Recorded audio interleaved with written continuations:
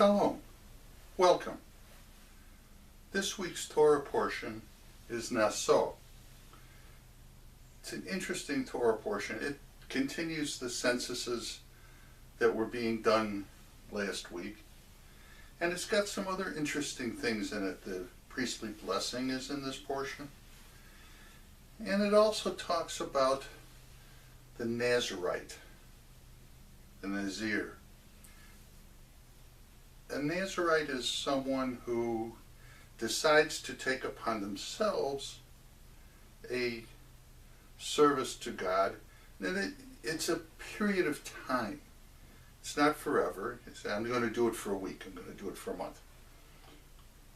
But during this period of time, there are some notable conditions around the whole thing. For example, you can't cut your hair. You can't drink intoxicating beverage. Wine is mentioned specifically, and any intoxicating beverage. You must always have kosher food. The Torah speaks of unclean. And as I said, it's for a specific time. Now this thing about the Nazirite shows up also in the Haftorah portion. I'm going to look this week at the Haftorah because the Haftorah is very interesting. Famous character in Judaism from our Bible. The Haftorah for this week involves the birth of Samson. Many of you, probably all of you, have heard of Samson. Strong man. Might call him the Jewish Hercules. We find Samson's story in the book of Judges. Interesting thing about the book of... These judges are not, as we have today, sitting on the bench in a court deciding matters of law, although sometimes they did settle disputes. Mostly, these are people who are special leaders. They come up from time to time and lead the people when there is a specific need, or a war is most common. In the book of Judges we find Deborah, we find Gideon, we also find Samson. Samson is different because Samson acts alone.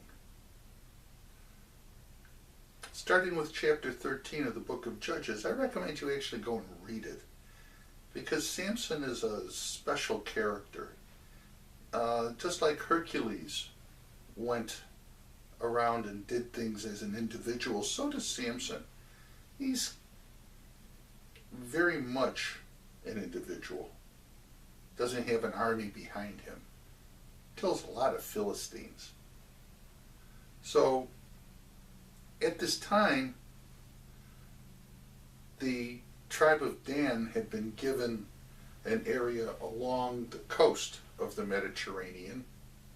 If you look at a map of Israel and you find the cities of Ashdod and Ashkelon down toward Gaza, that's kind of the area where they were.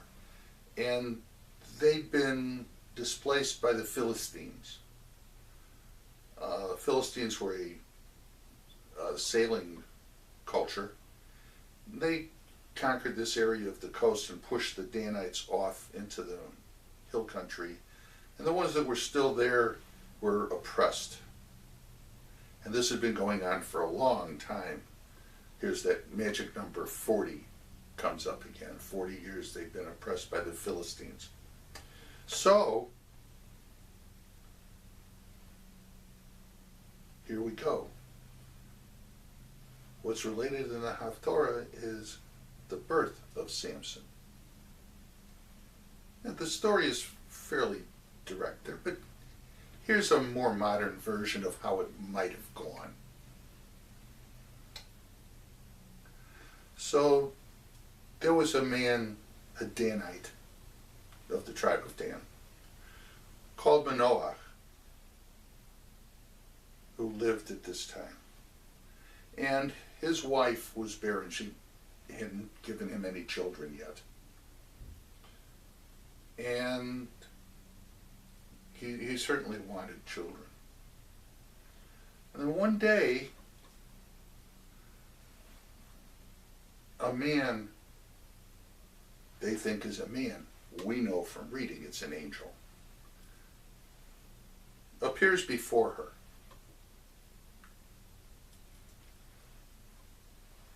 You have no children. You have not been able to have children. But I have wonderful news for you. You're going to have a son. She looks at him. What? You're going to have a son. Isn't that wonderful? She's shocked. She just stares at him. I know, it's shocking. But you have to listen to what I have to say. There's a couple of conditions on this. First, you must not drink wine or any other kind of alcoholic beverage, all during your pregnancy. And you must not eat any unclean food. You must stay pure. And when your son is born, you have to take care that you never cut his hair. No haircuts for this boy. This boy is going to become a Nazirite from his time in your womb, and he will be dedicated to God. He will be the one who will start to free the Danites and the Israelites from the Philistines. And as she's staring at him, he kind of shimmers and disappears. She just stands there, awestruck. Then she runs to tell her husband, Manoah, Manoah, you won't believe what just happened. I don't believe it myself. But Manoah, listen, this is what happened. And she then relates to him the entire story of how this stranger had given her this prophecy. Well, her husband Manoah, he believes her that this happened. Who the heck could this be? So he prays and he beseeches God, hey, send this guy back so we could talk to him some more, maybe find out a little bit more about what we're supposed to do. Well, God hears his prayer, and God directs the angel back. So his wife is out in the fields, and suddenly, poof, this guy is in front of her again. 1 second it was fine, and in another second, whoop, he's there. And she looks at him, oh my. And then she runs, Manoah, Manoah, Manoah. He's here, he's here, he's in the field. They run together back to the field, and the stranger is still standing there. Manoah goes to him. Are you the one that appeared to my wife the other day? Yes, I am, he replied. Ah, then you can give us some more information to tell us more about what we're supposed to do. Well, everything that I told the woman, she must not do. She must not do. She cannot partake of anything that comes from a grapevine. She cannot drink wine. She cannot drink any other strong beverage, alcoholic drinks. and she must eat only clean food. All of these things she must do.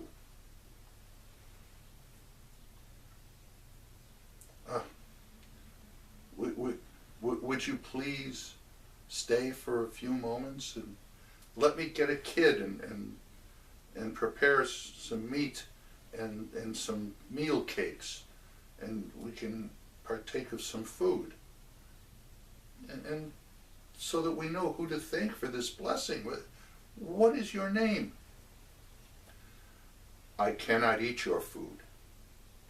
If you wish to thank someone for this blessing, make a sacrifice to God. What do you need to know my name for anyway? So Manoah and his wife got a kid from their flock, slaughtered it, and they made a sacrifice on a nearby rock and lit the fire and made a burnt offering as a sacrifice to God.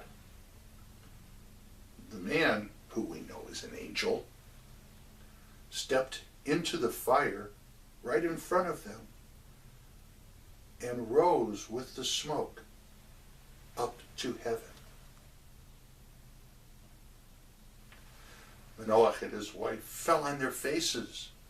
They, oh my, we've seen a holy being. We're going to die. We're going to die. Manoah is very upset. His wife, however, is a little more logical about the thing. She said, we're not going to die. God would not have accepted the sacrifice, nor would he have sent what must be now an angel to tell us all of this if we were going to die. We'd be dead already. So Manoah and his wife went on. She indeed did become pregnant. She followed the rules. And in the proper course of time, she bore Manoah a son. And they named him Samson. And he grew up in the camp of Dan. And from time to time, the Spirit of God rested upon him.